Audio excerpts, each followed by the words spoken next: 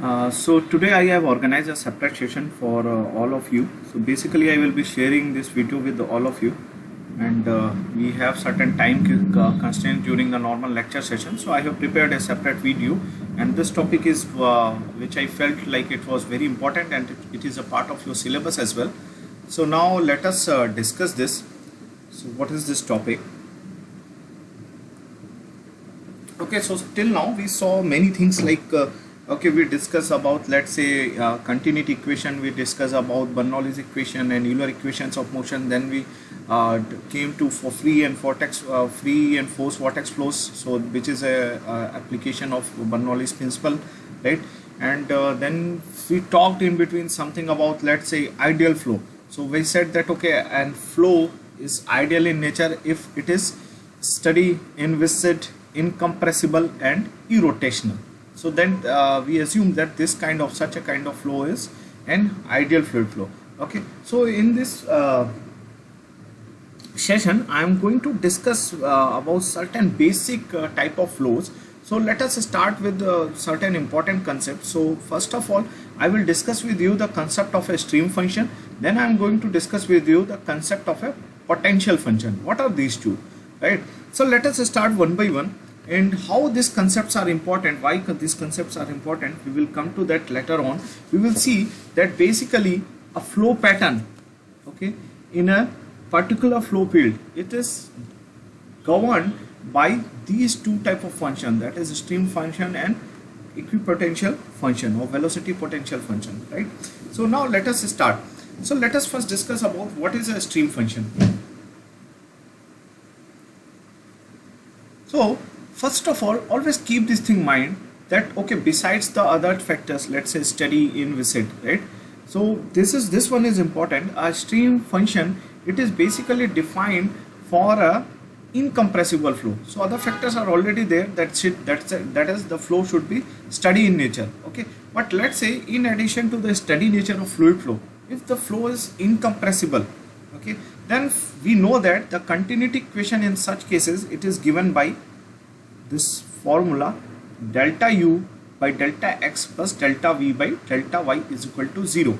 And if you remember, I am talking right now only for a two-dimensional flow. So I hope you remember this continuity equation. So this is nothing. If you remember that if we consider that the flow is steady and at the same time the flow is incompressible, then we say that okay, delta dot v vector is equal to 0. And from here, if you consider a two-dimensional flow, then you will get this equation, that is delta u plus delta x plus delta v by delta y is equal to 0. Now if we very carefully observe this equation, is it possible? It is possible to define a function psi such that it satisfies the above equation, right? So in a particular flow field, right, where I am assuming that the continuity equation is given by delta u by delta x plus delta v by delta y is equal to 0. Okay, so the only constraint which I have kept here is the flow is incompressible and steady. That's why that delta rho by delta v by delta t term, that is going to reduce to 0. So finally I have this equation. So now we can define a function such that okay, this function is going to satisfy this equation. Okay, so in such case you can write down the u component of velocity as delta psi by delta y. So this is the u, as you all know, this is the x component of velocity, and then v is defined as minus delta psi by delta x, and you all know this is the y component of velocity. So this psi is called as the stream function. Very important thing. So this psi is called as the stream function. So what is this psi? So a function, okay, you can define it in a very simple way, a function that is going to satisfy the continuity equation for a steady and incompressible flow, right?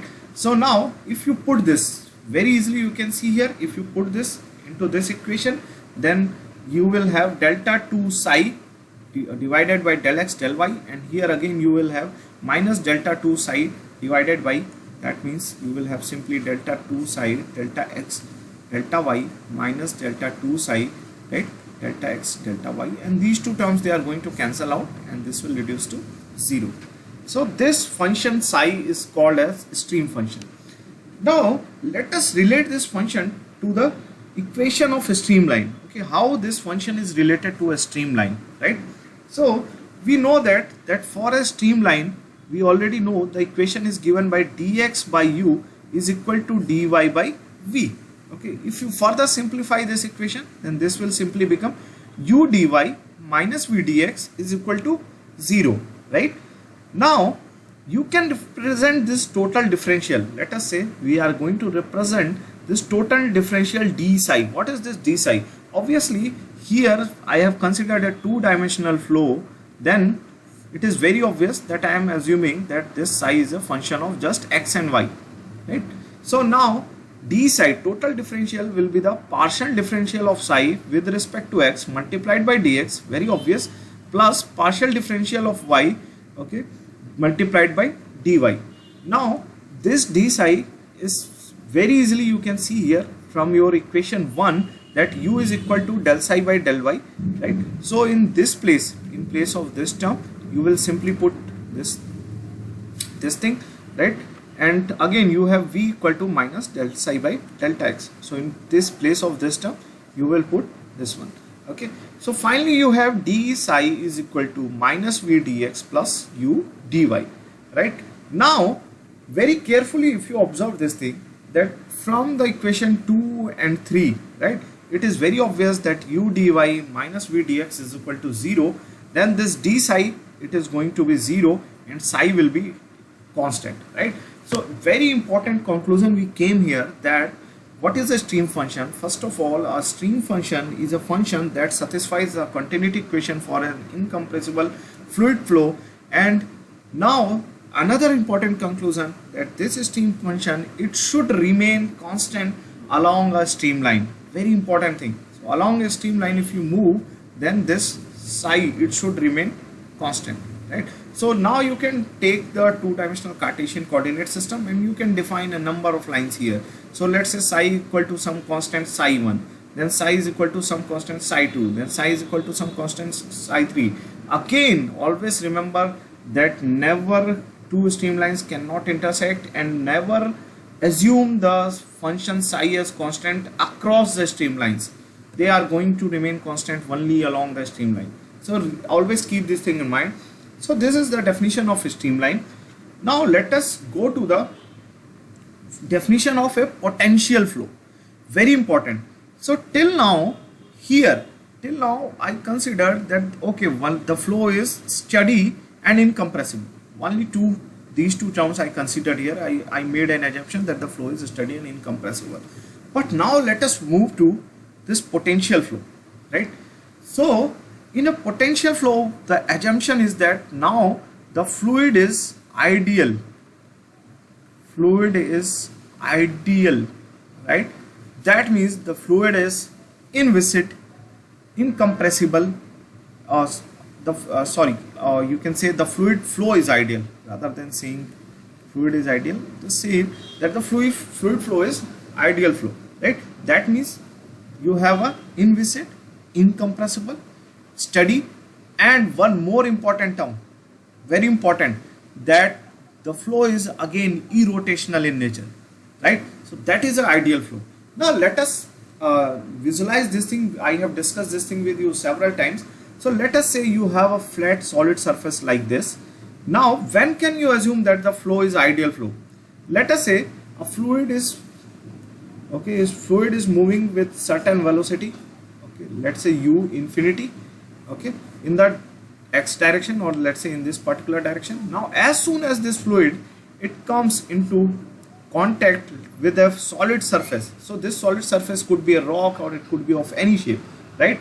So right now I have just taken a flat plate, okay.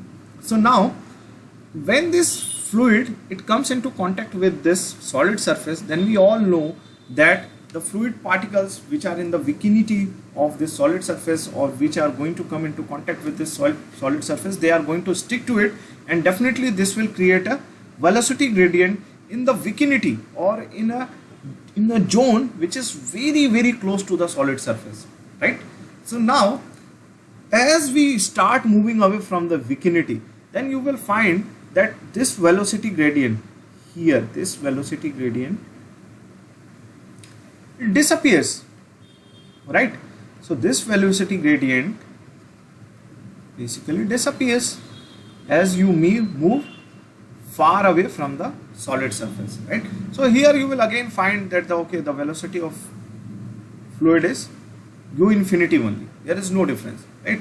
Now this zone which is in the vicinity of this solid surface where the viscous effects are dominant, right? Because we all know the velocity gradient is appearing due to the internal resistance to fluid flow. And why this internal resistance appeared here? Because the fluid particles, they have a tendency to stick to the solid surface, right? So the viscous effects, they become dominant, and this zone is basically referred to as boundary layer, right? Now far away from the solid surface, we can assume that the flow is inviscid, that means the viscosity effects are negligible, and flow is incompressible. Okay, we can assume that in many cases far away from the solid surface, we can assume that the flow is inviscid and incompressible. Now let us move to this thing that we already know that if the flow is incompressible, very important thing. So we already know if the flow is incompressible, then density is going to be constant, and again we have the continuity equation delta v vector is equal to 0. So which is similar to delta u by delta x plus delta v by delta y plus delta w by delta z is equal to 0, correct? Now coming to this additional term which I right now discuss with you, that if the flow is ideal in nature, then it should also be irrotational in nature besides these three, that is inviscid, steady and incompressible, right? So now let us say what is the criteria for flow is if the flow is irrotational. See, in a flow field, let's say, which is defined by the velocity vector v vector, okay, the rotation component, this is given by omega vector is equal to 1 by 2 delta cross v vector, right? So the rotation component is given by this, and if this rotation component it reduces to 0, right, then we call that okay, the flow is right irrotational. So let us say if you see this diagram, so this line which I have taken, that is a path line, and a fluid element is moving along this path line. So let us see this diagram. So this is t equal to ti, that is initial position, let's say, of fluid element, and this is t equal to tf, that is final position of the this fluid element, right? So at time t equal to ti, if you observe here, this fluid element is straight, right? Now as it moves along the path line, you will observe the fluid component, the fluid element, it is deforming. Okay, so deformation we can very easily observe, right? So we are seeing that okay, these two sides, they are moving with respect to each other, or you can say that there is a change in angle between these two sides. So this is generally referred to as shear deformation. Okay, so shear deformation is there, but along with shear deformation, you will find out that this is translating also, right? The fluid element is simply translating, right? Translating means it is moving in the forward direction along the path line, nothing else. So now you have these two, right? Translation plus deformation, right? Now as you arrived at t equal to tf, you will find that this fluid element, okay, you see here, although it regained its original shape and size, let us say it regained its original shape and size, however it is not necessary, but let us say this regained its original shape and size. So what you can observe here, if you compare this and this, the first fluid element at time equal to ti and the fluid element at time equal to tf, right? So you will find that this fluid element, it has rotated through almost, let's say, 90 degree, right? So this fluid element, it got rotated through a 90 degree. So you will observe that this fluid element, while it is traversing this path, okay, so this is actually spinning also. So three kinds of motion are going on, right? One is translation is happening, then the deformation is happening, so three activities are there, and then the fluid element is spinning as well. So here you can see that this kind of flow, it will be referred to as rotational flow. Now this rotation component, right, the component with which the velocity with which this fluid element is rotating, that is basically given by omega vector equal to 1 by 2 delta cross v vector. Now if this rotation component we make it 0, that means now we will have only two items here. So one will be translation of fluid element, another will be pure shear deformation. That is pure shear deformation, no rotation is there, right? So now you can very easily see it in two-dimensional Cartesian coordinate system. How can we write down? So delta cross v vector is equal to 0. So you can very easily see here that you have to simply take the cross vector terms, and here you can observe that this is a rotation component in x direction, this is rotation component in y direction, and this is rotation component in z direction. So generally if you take a Cartesian coordinate system, let us say x, y, then omega z is your rotation component, right? So now let us move ahead and let us see this further. Now if this is the situation, then from laws of mathematics we can say that this velocity vector v vector can be expressed as gradient of a scalar function phi. Okay, so that means simply we can write down v vector is equal to delta of phi. So v vector is equal to delta of phi, very important, right? Now very easily you can say that okay, this phi which you are seeing here, this phi, now you come across a new terminology which is called as velocity potential function. So this phi is referred to as velocity potential function, and always remember what is this? This is a scalar function. That means the laws of addition, subtraction, or which we study in linear algebra, they all hold true, okay, for this function phi. Why? Because this is not a vector term. So phi, you can simply write down that phi, let's say if you have two different potential functions, that is okay, phi 1 and phi 2, then the net potential function you can simply add this phi 1 plus phi 2, okay, or you can simply subtract it because these are scalar terms, right? So always keep this thing in mind. So we will see actually the application of this superposition later on, right? So now if you combine these two, that is these two equations, the equation 1 which is the continuity equation, very important. Now continuity equation, it is the result of incompressible flow, right? And this velocity potential function, it is the, let's say, result of what? It is the result of incompressible and irrotational flow. So both are there now, incompressible as well as irrotational. So now this del square phi is equal to 0, and this phi is referred to as velocity potential function. And if you combine these two, if you combine this equation and this equation, very easily you can find out this equation, that is del square phi is equal to 0. So we will discuss this equation. This equation is generally called as Laplace equation, right? So we will discuss this equation. This equation is referred to as Laplace equation for an ideal fluid flow, right? Now let us derive the equation of equipotential line. So like we did it for the streamline when the flow was only incompressible. So this was the equation of streamline, we already know.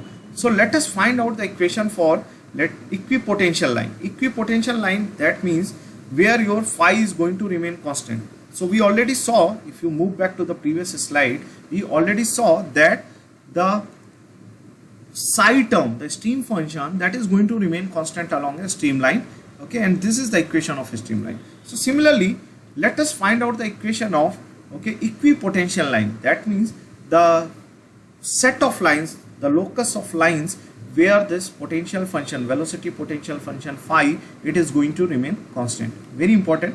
So see here, it is very easy now.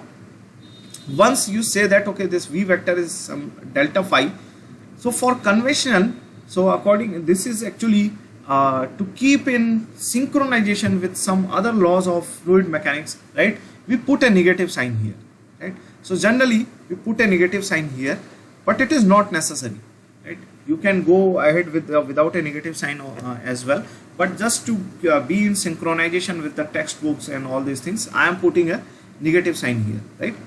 So now you can very easily write down in a Cartesian coordinate system that u component will be simply, this is simply what? V vector is equal to minus del phi. So this is del Now this is phi, so del is I cap delta phi by delta x minus j cap delta phi by delta y minus k cap delta phi by what, delta z. Very easy. Now so u is equal to minus delta phi by delta x, v is equal to minus delta phi by delta y, and w is equal to minus delta phi by delta z. So these are the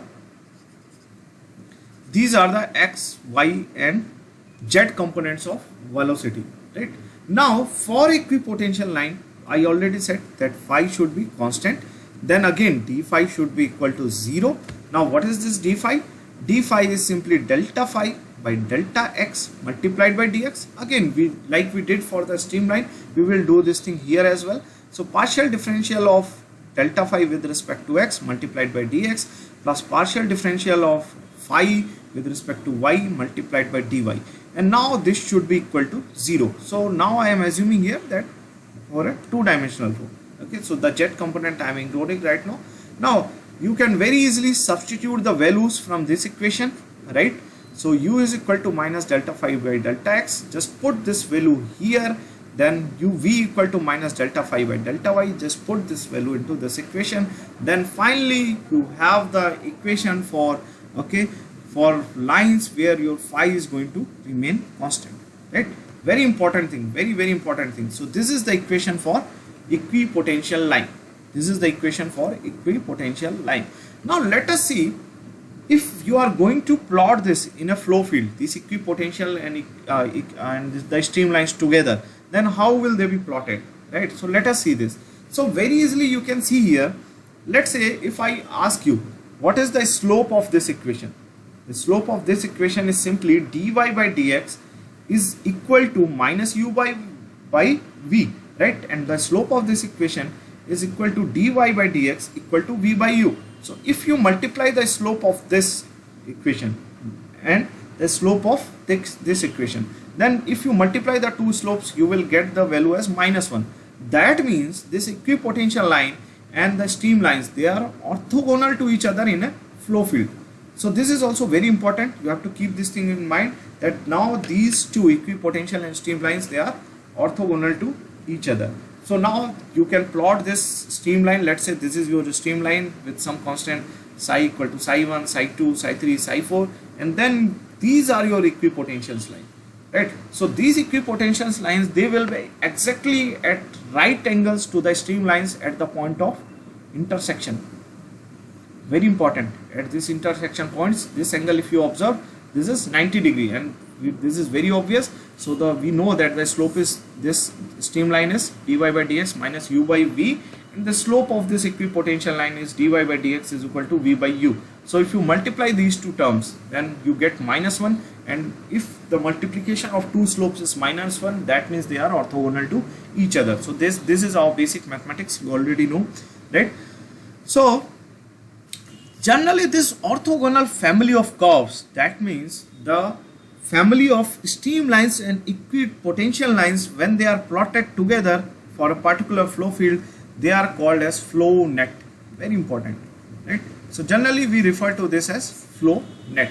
So later on I will tell you like how can we realize this flow net. Okay, so now let us move to concept of circulation.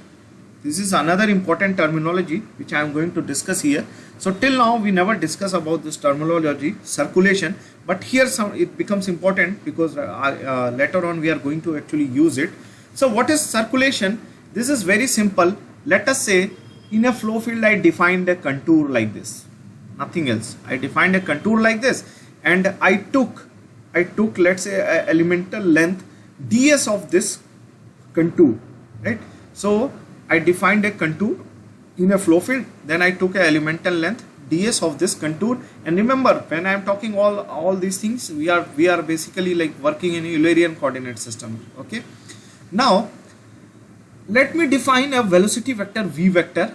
Okay, so let us say that the velocity of the flow field at this particular point where we assumed an infinitesimally small element, right?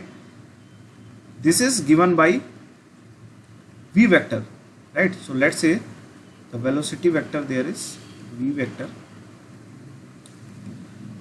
Now what is this n cap? So n vector is the unit vector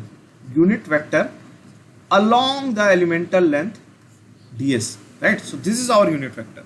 So what is circulation? Circulation is nothing. Circulation is generally given by line integral, always remember line integral v vector, okay, dot n vector ds, right? So now what is this? So this is nothing, line integral of component of velocity vector along this ds vector, nothing else, right? So or you can simply write down that, okay, line integral of v vector dot ds vector, nothing. Now if you take, let's say, the unit vector along this direction is this one, then you can say v vector n vector ds, nothing, right? So this is your, always remember, so basically this is your called as circulation. So circulation is nothing, it is the contour integral of the, okay, component of velocity along the contour, you got my point? So let us say now let us explore this further. So now let us say you have a two-dimensional Cartesian coordinate system like this, that is x, y, and you have a fluid element like this, right? Now you want to calculate the circulation for this, right? So let us say that there is u component of velocity, okay, which is here u, and the v component of velocity is here, right? Now let us move to other these 2 points. So let me define them this as point A and B. So here we know that the x component of velocity is u and the y component of velocity is v, okay. Now the u component of velocity when we move along this direction, right? So it is simply when you reach to this point, these 2 points CD, right? So now the u component of velocity is simply u plus delta u by delta y into dy, because we are going along this direction, right? And I am assuming that there is basically this u is just a function of, let's say, x and y, right? So now similarly if you move from this side to this side, so the v component of velocity, the variation in v component of velocity, it will be v plus delta v by delta x into dx. Okay, see, there are 2 other components as well, but I am not considering that, okay. So why I am not considering that? Because it is very easy to guess. I am interested only in the component of velocity, okay, which is along this, let's say, along this line BD, along this line CD, along this line AC, along this line AB. Because you can argue that, okay, if sir u is a function of x comma y, then definitely there will be deformation of this fluid element, right? So then u is equal to one component is this u plus delta u by delta y into dy. So if let's say you move from this point to this point, right, then this u should also vary with respect to x. That means u is equal to u plus delta u by delta x into dx, right? So right now I am just assuming that for the purpose, for the sake of like convenience, that there is no deformation, and I am saying that, okay, this u component, that is the velocity component, that's velocity at points A and B, that is same. Here also it is u, here is also is u, or you can say the whole line AB, it is moving with the velocity u, right? And in a similar way I am saying that this whole line AC, it is moving with the velocity of, let's say, v, right? So now if you go along this direction, then u plus delta u by delta y into dy, okay. And then again, so basically when I say this, then you can imagine that now we can guess that u is just a function of y and v is just a function of x. So this is my assumption, right? So now when we move from here to here, then it is u plus delta u by delta y into dy, and when you move then from this phase to this phase, right, then it is the y component of velocity in this region, okay. Now the y component of velocity, that is the velocity of line BD when it shifted through a distance dx, then it is v plus delta v by delta x into dx. So now let us try to calculate, okay. So see here, now circulation is given by u dx plus, right. So I said that what is circulation? The component of velocity along the contour, right, multiplied by the length of the contour. Very easy.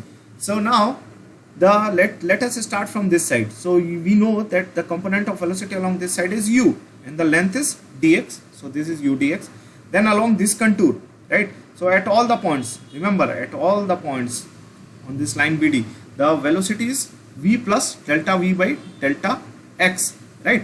So now we took u dx plus v plus delta v by delta x dx, right? Oh, and this should be multiplied by, I'm sorry, I think this is u dx, and this should be multiplied by dy, right?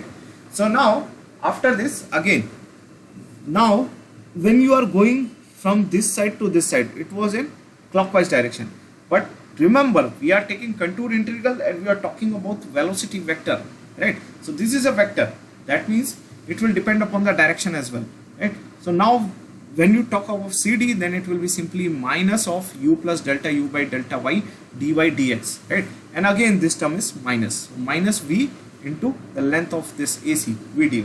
So now the circulation is simply given by, if you solve all this, right? So finally you will get this delta v by delta x minus delta u by delta y dx dy.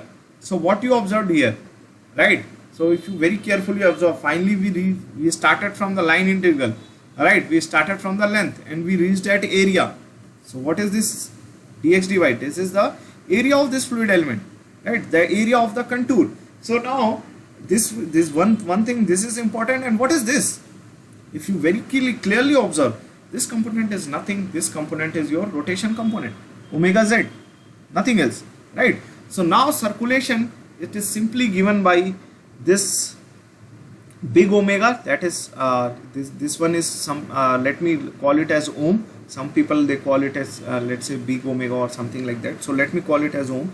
Then this of z multiplied by dx by dy. Then this gamma is simply equal to vorticity into area. So what is vorticity? Vorticity is nothing. I already defined vorticity.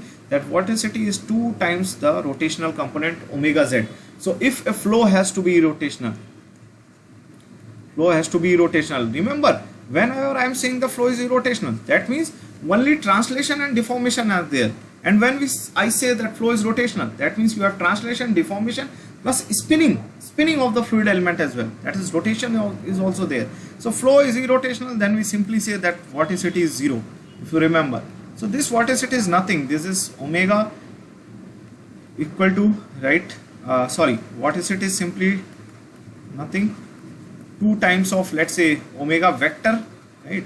So let me call this as vector, and then 2 times of, we know that this omega is what? Del cross v vector, that is curl of v vector, nothing. So now this circulation, it is given by vorticity into area, and definitely you can realize basically this thing from the Stokes theorem in mathematics. So I am not going into very detail. So Stokes theorem is basically a means to convert a line integral into a surface integral. So you can actually refer to this, that okay, if you have a p vector and if you want to, let's say, convert this surface integral into a line integral, then actually you can invoke Stokes theorem there. So I could have arrived to this equation using this Stokes theorem only. So try to check this thing out yourself, right? So now coming to the concept of flow net. So I already discussed that, let's say, if we have psi, then another streamline at a distance, let's say delta psi, then another streamline at a distance, let's say again delta psi. So I am assuming that the distance between all these streamlines, this delta psi is, let's say, constant. This is delta psi, this is delta psi, right? And similarly here, if you move along this direction, that is delta phi, right? And this is also delta phi, right? So now here actually I want to discuss one more very important thing. So let's say if the flow velocity is high, then what happens? Then this streamlines and equipotential lines, because the flow velocity is high, definitely then this term will be high, right? This term should be very high, and then we know that delta v, it is simply, if you take this term here, then this is delta psi by u, right? And if you are, let's say, taking the psi as constant, so this psi is psi, then psi plus delta psi plus 3 delta psi, nothing else, right? So this psi is almost constant, right? So if you assume that, then we can imagine that if the velocity is very high, this is delta y. Okay, so let us say I am talking about this distance. So though we have delta x also involved, but ultimately the distance is going to reduce here, right? The distance between these streamlines. So the streamlines, they will become very close to each other. Similarly, if for high velocities you observe the flow, this equipotential lines, that means these lines, they will also come to very close to each other, right? So in that case, what happened, you can realize a flow net into these situations when, let's say, the flow velocities are very high, and let's say the distance between the stream lines and the equipotential lines is very negligible, right? So they become very close to each other, right? So in this way you can realize actually a flow net in real situations as well, because in real situations we know that the fluid layers, they lie very close to each other, right? So if the fluid layers, they are lying very close to each other, and if, let's say, the flow is let's say steady, then we know that the streamlines, they will be parallel to each other and they will lie very close to each other, right?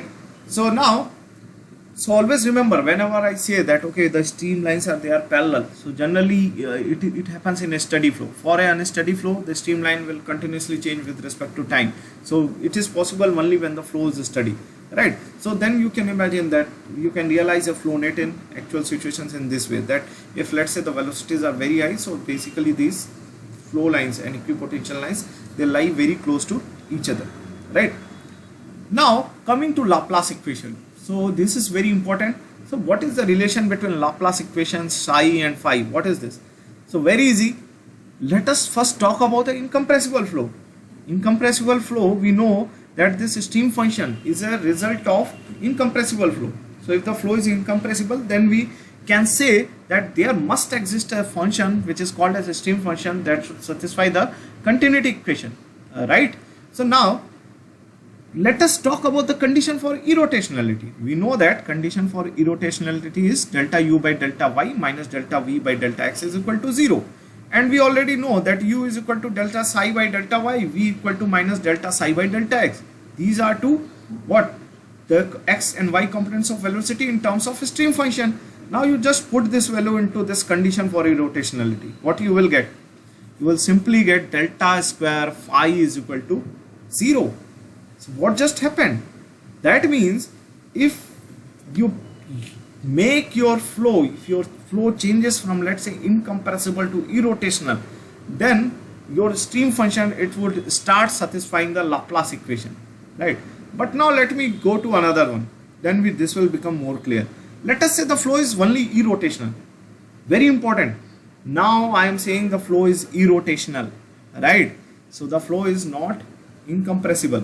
Right now I am saying this as for just my basic assumption. So if the flow is irrotational, then basically we know that we can define a potential function phi, velocity potential, right? Because this is, let's say, the criteria we already discussed, that it is possible to define, let's say, a velocity potential function for a irrotational flow, right? Then we can write down that u is equal to minus delta phi by delta x, v equal to minus delta phi by delta y. Now again go back to the condition for incompressible flow, and it is very obvious the condition for incompressible flow is nothing. This is continuity equation. Let us talk about this. So continuity equation. Now if you put these two values into this equation, okay, if you put u and v into this equation, what will you observe? Again you came to the same equation, that is delta 2 phi by delta x x2 plus delta 2 phi by divided by delta y2. So del square phi is equal to 0. Now this indicates that if you have an incompressible and irrotational flow, then this problem flow, so this problem can be solved by these two equations. And what are these two equations? So these two equations are nothing, these are your Laplace equations. Now if you observe, these two equations are similar, nothing else. Only difference is that on one place you have assumed a stream function, another you are saying that I am taking a velocity potential function, nothing else, right? So these two equations both are same. So if you have incompressible and irrotational flow, then you can actually solve that problem by using the combination of these two equations, right? So here basically I have discussed with you the stream function and the velocity potential function, right? So okay, so in the next session, so let us keep this video lecture short, not very long, otherwise it will become boring. So in the next session I will discuss with you some basic types of flows, okay? So let me end this session here. Then in the next video I will provide you some basic types of flows, right? So basic type of ideal flows, better to say ideal.